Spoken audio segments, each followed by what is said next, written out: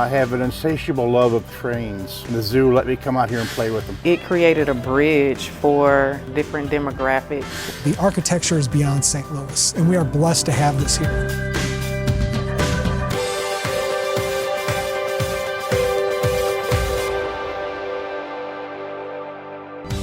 Today on Spotlight, a local startup gets $3 million to advance a vaccine for an infection that affects newborns. Plus, why the Hill neighborhood is responsible for all the bricks that built St. Louis. And then, all aboard the St. Louis Zoo Train for its 60th anniversary. But first, find out why architects fly in from around the world to see this tomb. It's Sunday and you're watching the multiple Emmy Award-winning Spotlight. In a world full of memorials to battles won, there are also monuments to loves lost.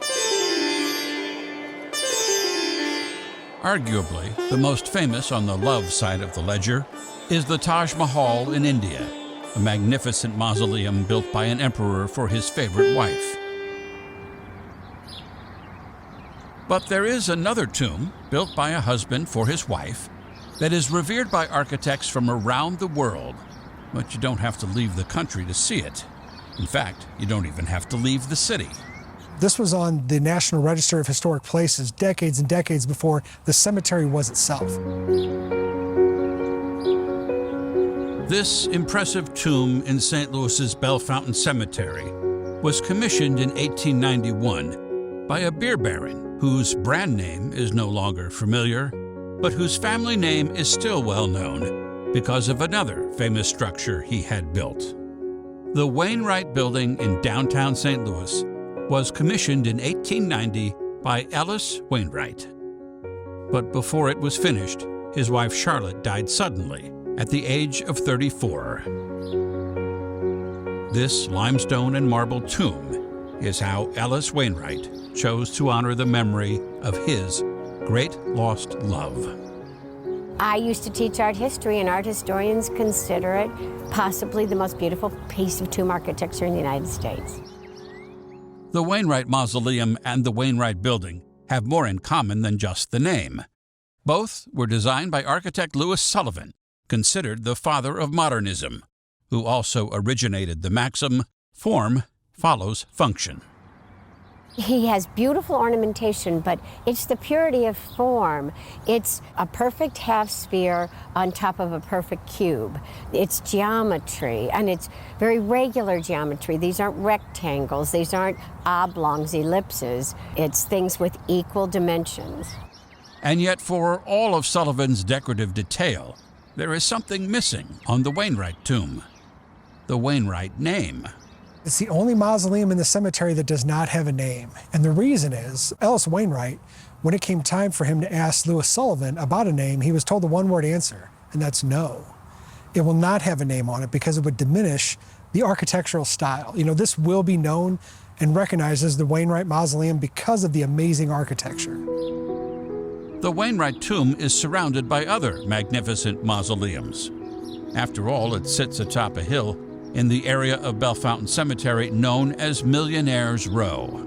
Well, at the time it was the most prominent cemetery in St. Louis, and in my opinion it still is. You know? Several of the most spectacular monuments belong to other beer brewing families, including the Lemps, who built this majestic mausoleum directly and deliberately across from the Wainwrights. When they built their mausoleum, because they were business rivals, they were brewers of German beer, they built it across the street and made it taller to take away the Wainwrights' view of the river. Architecture professors will bring students up here. Architects will fly in from out of town, from any part of the country, just to see the structure. He did this for her. The Wainwright Tomb has become such a popular attraction for everyday visitors, Bellefontaine includes it in 2 different tours. And taking those tours is the only way visitors can get inside to see the marble and mosaic artistry that begins on the floor and travels all the way to the ceiling.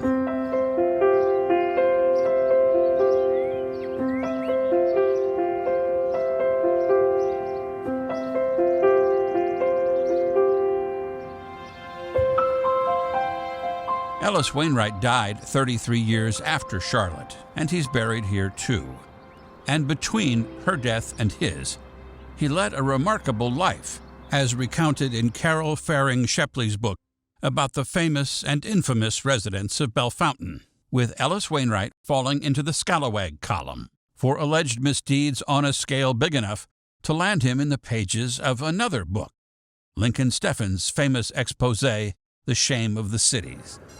He decided that he wanted the rights to the public transportation, the trolley line, and to get it, he signed a bribe for $135,000. Fortunately for him, when the indictments came down, he was traveling in Egypt. He came back to St. Louis when the chief witness died, and he said, "It's great to be back in the best town in the United States," and then he immediately decamped for Park Avenue in New York. No one is sure how much it cost to build the Wainwright Tomb, but it must have been a lot considering it took 2 years to construct and was designed by the most famous American architect of his time, whose draftsman would become one of the most famous architects of his time, Frank Lloyd Wright, who later claimed some of the Wainwright Tomb was his design. There are no direct descendants of the Wainwrights to watch over the tomb, but an endowment pays for Bellefontaine to take care of it. They recently gave it a good scrubbing. Samuel Wainwright, Ellis's father, who started the brewery that made his son rich enough to be buried in a mausoleum, is also buried at Bellefontaine, but in a more traditional family plot in a different part of the cemetery. Ellis and Charlotte were the only Wainwrights to make it up the hill to Millionaire's Row, where despite their short lives together, they are united in splendor for eternity. The architecture is beyond St. Louis, and we are blessed to have this here. It's very unique, and it is a one of a kind. For more information on tours and upcoming events, go to bellefontainecemetery.org. HEC Media, bringing you culture and community. Find all of HEC's positive programming and award-winning content at hecmedia.org. A potentially deadly infection is on the radar of OBGYNs and pediatricians when any pregnant woman in any part of the world is close to giving birth. It's called Group B streptococcus, or Group B strep, an invasive bacterial infection. Group B streptococcus, it's called GBS for short in the lay. So GBS is a leading cause of neonatal disease.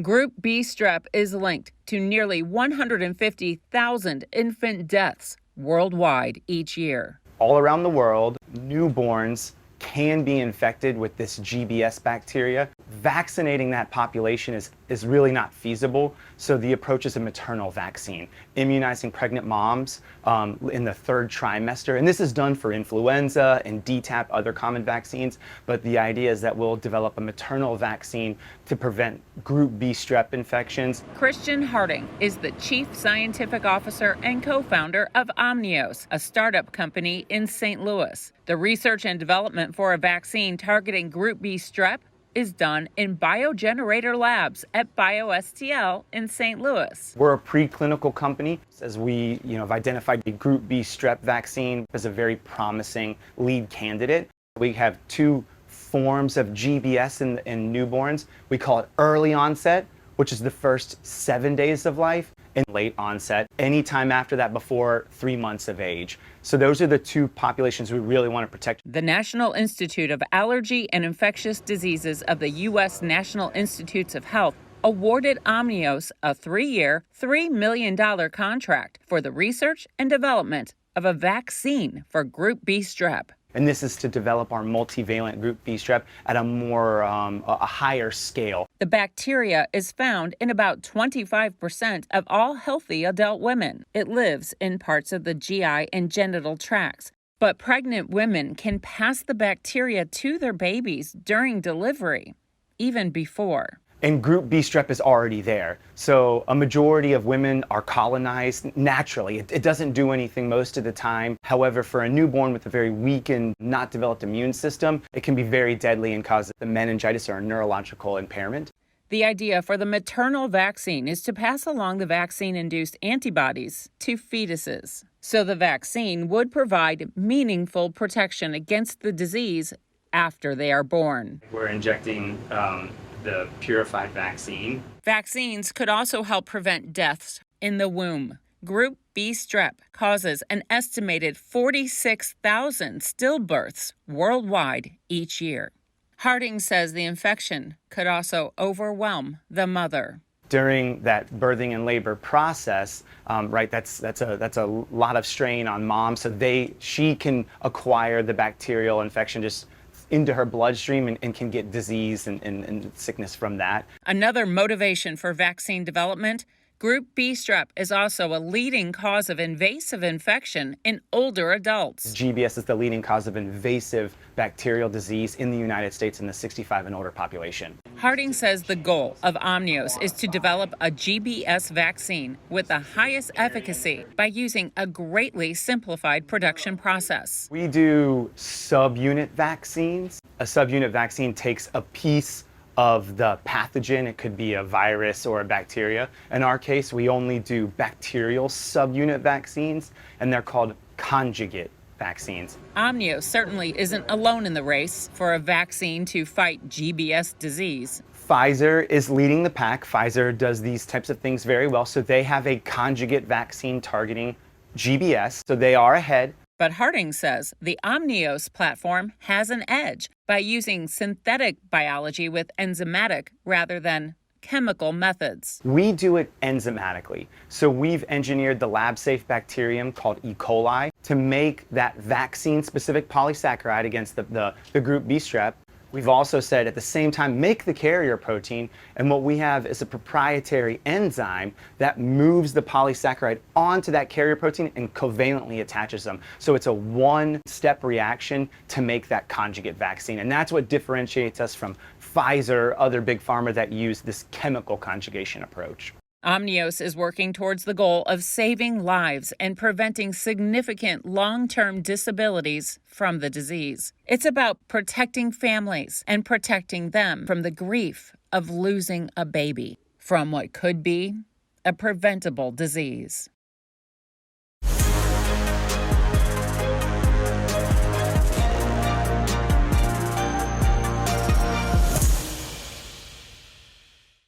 History Spotlight, brought to you by HEC Media and the Missouri Historical Society. Hello, I'm Dr. Jody Sowell, president of the Missouri Historical Society in St. Louis, and this is History Spotlight.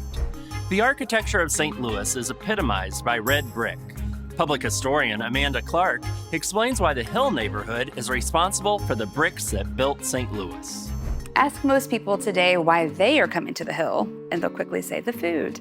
But if you ask them why did the Italian immigrants come here, whose food traditions that we enjoy now, and the answers are not quite so quick. The answer's all around us in the form of St. Louis's beautiful red bricks. The Hill neighborhood, as well as Dogtown nearby, that all sits on top of a huge clay deposit known as the Cheltenham Syncline. And that clay deposit gave rise to the clay industry here in St. Louis. So pit mining, where they would strip away the top of the ground, or people going down deep into the ground to mine clay, bring it back up, and then turn it into bricks and tile and clay. The Hill neighborhood, bound by Kings Highway, Hampton, Southwest, and Manchester Road, was originally known as Fairmont Heights. And Fairmont Heights was a community of mostly Germans and African Americans that had settled there to work in the clay mines and brick-making factories nearby. In the late 19th century, you start to see a wave of Northern Italian immigrants that move into the area, starting to work in those jobs. And at first, it's mostly men living in boarding houses and makeshift housing. Over time, though, they start to bring family members to the area. They build churches, they build schools, they build permanent homes, and an Italian immigrant community starts to form. That same exact thing is happening not too far away, just to the north in the Dogtown neighborhood. Irish immigrants were moving to the area, working in the clay mines and creating community there. Work could be found not just in the clay pits and the clay mines, but also in the brick-making factories that were all along Manchester Road. And these places were making high-quality bricks, clay tiles, clay pipes that were not just being used in St. Louis, but shipped out everywhere.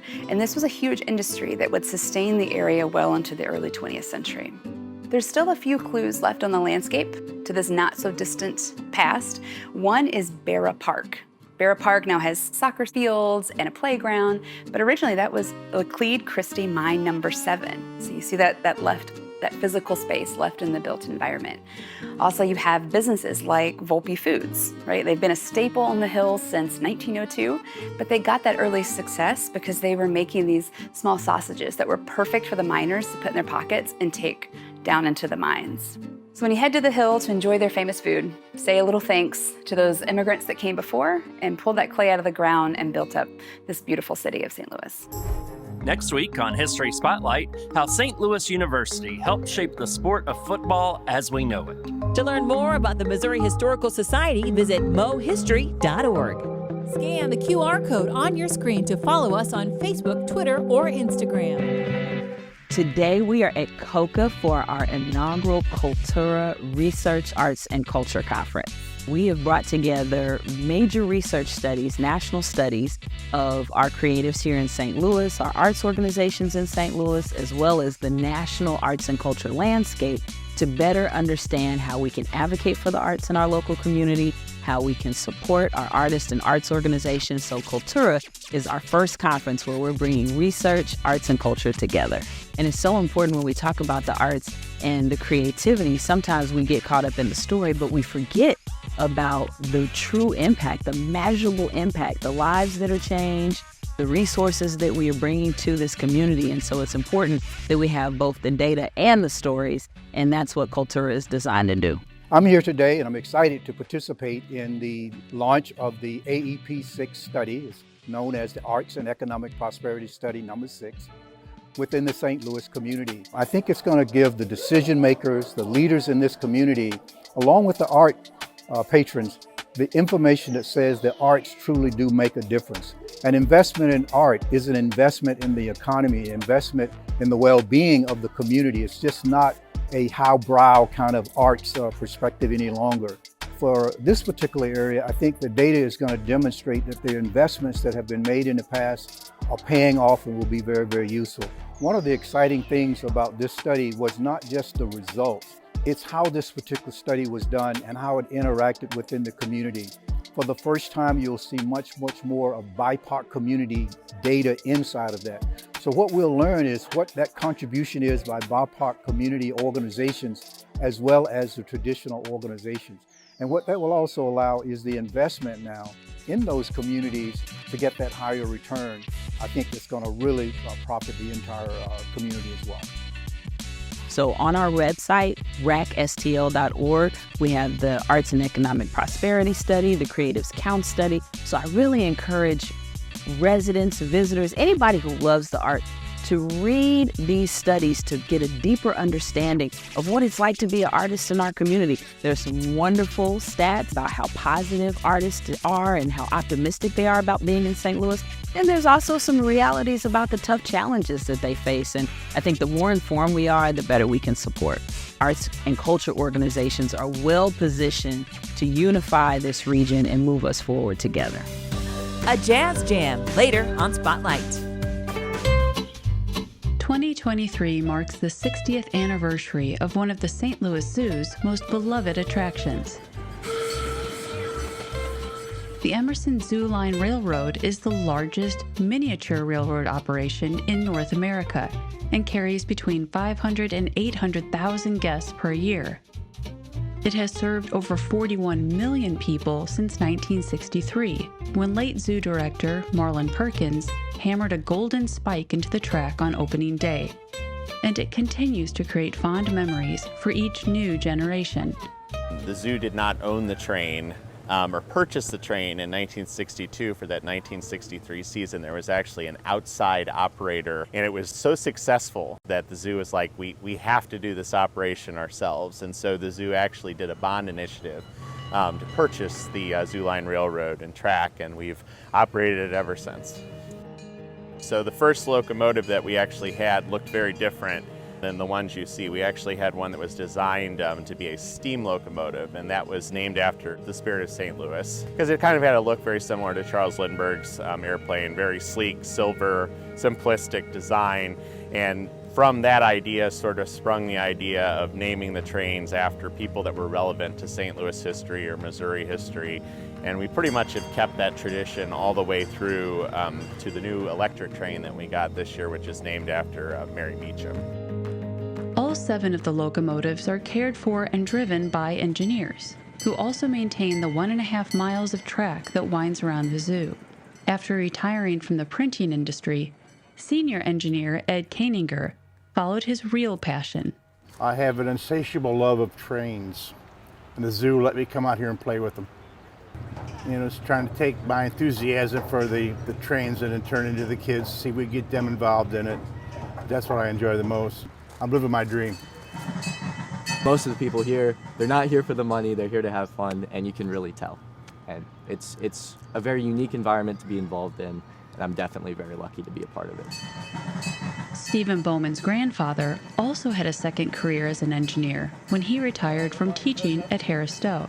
I was not really a stereotypical train-loving kid, but he was a train-loving adult. He had the train set in the basement. He was always taking us out to the zoo, ride the train. When he was 10, Stephen did the zoo's Engineer for a Day program with his grandpa and never forgot it. We spent the morning on the train, and I talked about it for years and years afterwards. Now here I am, working on the railroad, just like my grandpa did. Unfortunately, he wasn't able to see me work on the railroad. He passed right before, but one of my fondest memories, he was on the decline, but we were able to bring him back for one last ride on the railroad. Now the assistant manager of the railroad, Stephen still keeps that photo from his Engineer for a Day with Grandpa on his desk. He loved doing it, and I sure love doing it too. It's a lot of fun. Though a love for trains unites all those who work on the railroad, the most recent addition has inspired some mixed feelings. The electric train runs fantastic. It's a great train. I think a lot of the engineers, they like the challenge of operating a regular locomotive. You've got to adjust the throttle as you're going around the track. So if you got, a cold morning like today, the tracks are a little slick, they have to accommodate for that. The electric train does all of that for you.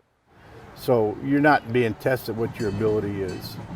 And that's what part I don't really like, but that's the future. And the future is just what the zoo had in mind when it added the little green train. Working to save the planet, save the wild is important for this organization. There's so many benefits both for the environment and in terms of our operation. For example, all the sounds with the electric train can be turned off. If we were to have an individual who might have some sensory issues and they can't stand the noise, and they wanted to do our Engineer for a Day program, now they could do it and we could just turn off the noise so they could enjoy that experience the same as anybody else. 60 years on from its opening day, the Emerson Zoo Line Railroad continues to reevaluate and improve its operation. We are often referred to by the manufacturer as the model for how you should do business here. We're incredibly proud of it. We constantly are working to refine our process, and I'm very proud of the fact that people look to us for guidance when they're either building a new operation or looking to improve their own. But the railroad's real success is perhaps best measured in waves. The trains still follow the same tracks they did 60 years ago, but every day, that journey creates new memories. You can find the stories featured in today's show along with past episodes and more at hecmedia.org/spotlight.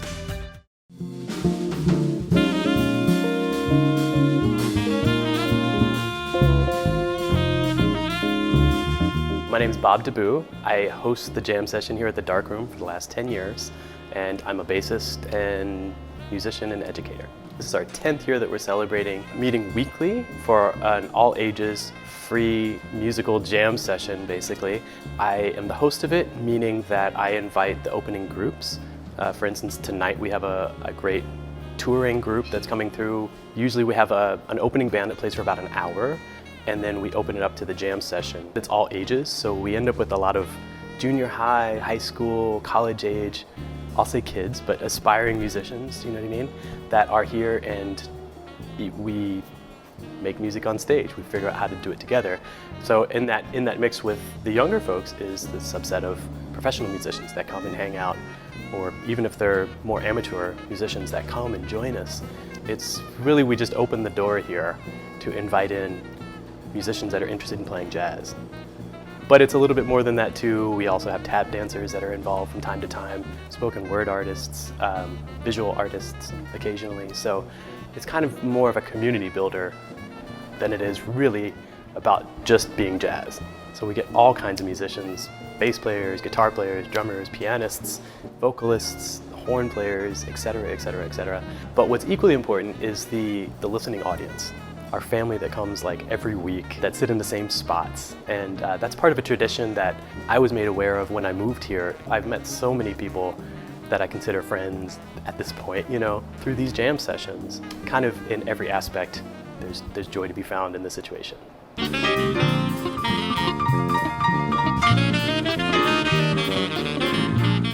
It's actually the longest standing weekly program for the Kranzberg Arts Foundation. I feel like it created a bridge for different demographics in the community, meaning we have a lot of older patrons that come in and a lot of teens, even middle school, and to see them sitting in the audience together talking, you know, about jazz, whether it's certain songs or techniques, different things like that. I've just seen how different generations has been able to grow from jazz being their common interest. I think a lot of the success with these jazz jams is through word of mouth. So somebody brings a friend, they bring a friend next week, they know we're going to be here every Wednesday from 6 to 9 p.m. right here at the Dark Room. No cover, so everybody is welcome. And that's usually how we spread the word. Like if you know, then you know. So now y'all know. Come out on Wednesdays.